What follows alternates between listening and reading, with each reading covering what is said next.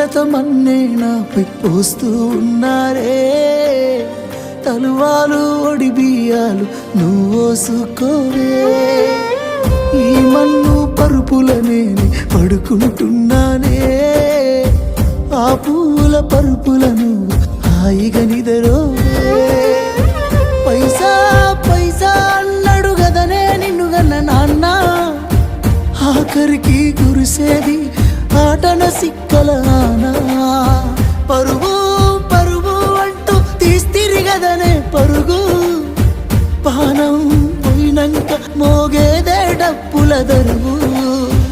ఉండదనికే హాని పిల్ల పాపాలతోని, హాయిగా బతుకేను వందేళ్ళు.